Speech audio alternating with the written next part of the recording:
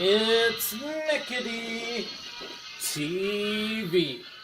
And this is the Minnesota Vikings 2017 season, 2018 playoff game in which they played the NFC Championship game against the Philadelphia Eagles, in which they lost by a score of 38-7.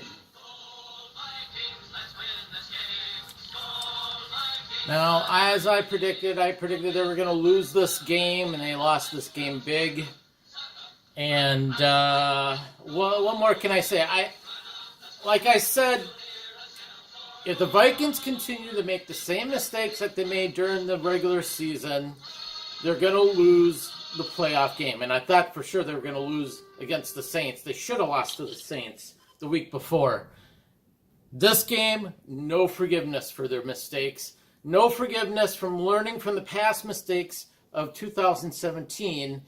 The Vikings and their coach by far is the most responsible out of this whole mess that happened in this game. And it's just highly disappointing to see this happen. But like I said, we don't have a coach that plays to win. We have a coach that plays not to lose. And when you have a coach like that, you will never see the Super Bowl. You know, you'll never see a Super Bowl championship, much less a Super Bowl. So I wasn't too surprised we lost this game, considering the mistakes we made. There was hope at the beginning when we scored our first touchdown right away on the first drive. But after that, it went to complete crap.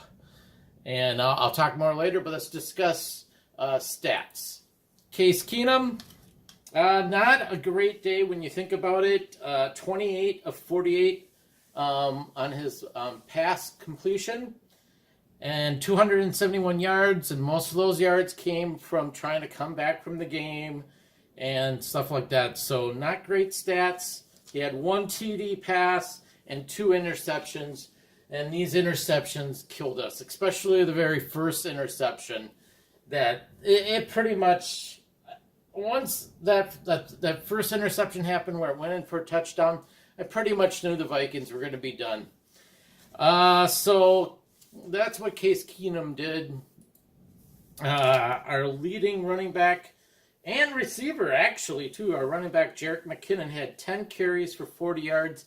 Not much of a running game, but when you go behind, you have to abandon the running game and go into the receiving game, which gave McKinnon some good stats. He was 11 receptions for 86 yards, but then again, they were playing a prevent defense against us basically at the second half, and they're just going to give up the chintzy stuff up front where the running back's going to get a lot of stuff. I mean, it's good to see him have these stats, but then again, you have to figure, take into consideration the Eagles were playing a prevent defense.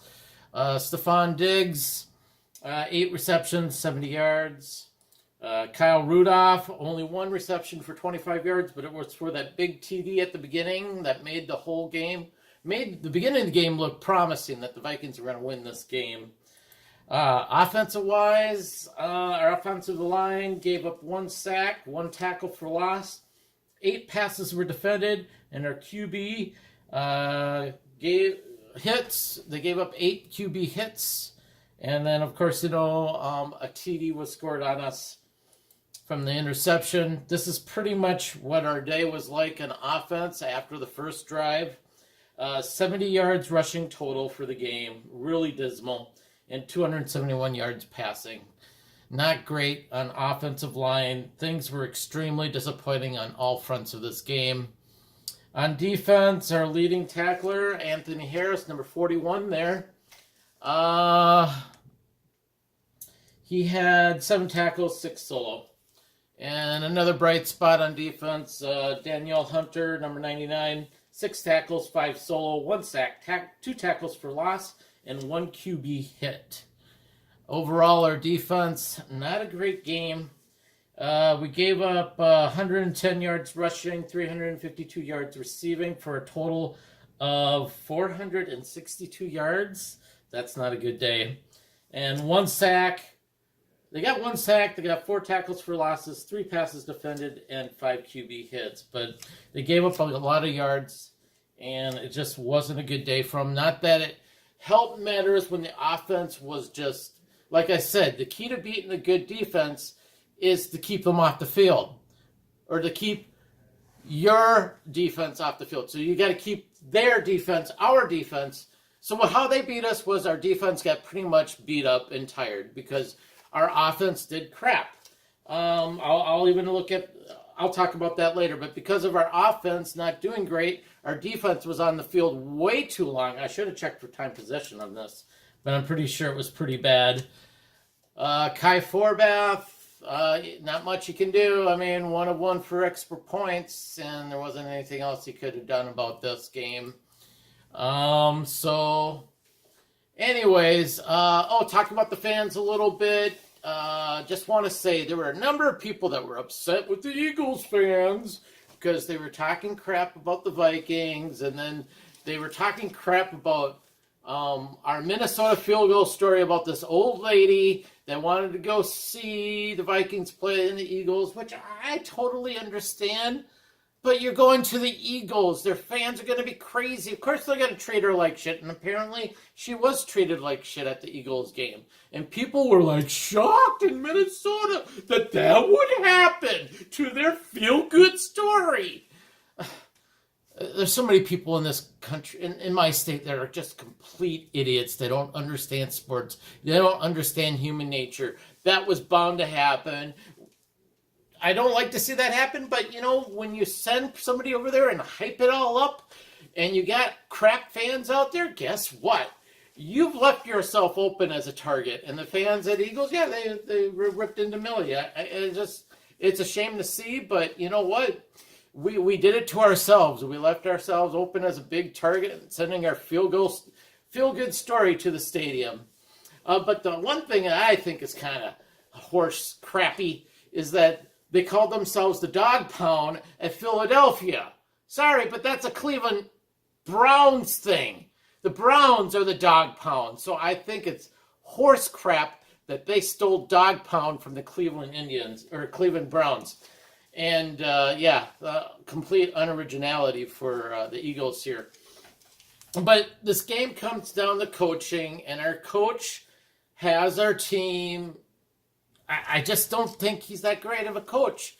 I mean, he's built our defense to be able to do good when we have an early lead. But when we don't have an early lead, and sometimes even an early lead, there's not even a guarantee we're going to keep the lead. Talk about, you just look back at the Saints game.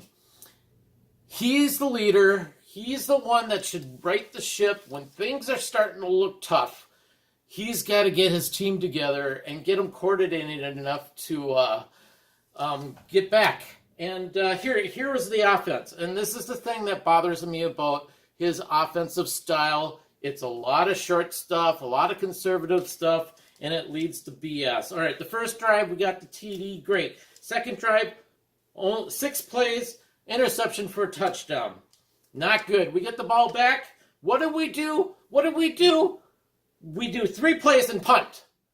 That's not good. That's not good when you do 3 plays and punt. And then your defense is back out on the field. So that wasn't good. And the next offensive play, 3 plays and punt. When our defense is out on the field that quickly, they don't have time to rest. And you're wearing out your defense. And that's what happened in this game. Our defense got worn out really quickly, and our offense couldn't recover because they're a bunch of you-know-whats. And the offensive coordinator, whoever, the coach, just has no idea how to coach an offense. Excuse me here. 5th offensive play series, 11 plays, a fumble. 6th series, 6 plays, a punt. And by the end, it was by the end of the first half, it was 24-7. And then the game ended 38-7 with the Eagles winning. And I turned this game off way before, like halfway through the second quarter, because I saw the writing on the wall, and I saw that the coach with this glazed, confused look on his face, and I knew it was all over. And that's why I say, fire Mike, Zimmer sucks. Fire Mike, Zimmer sucks. Skol Vikings.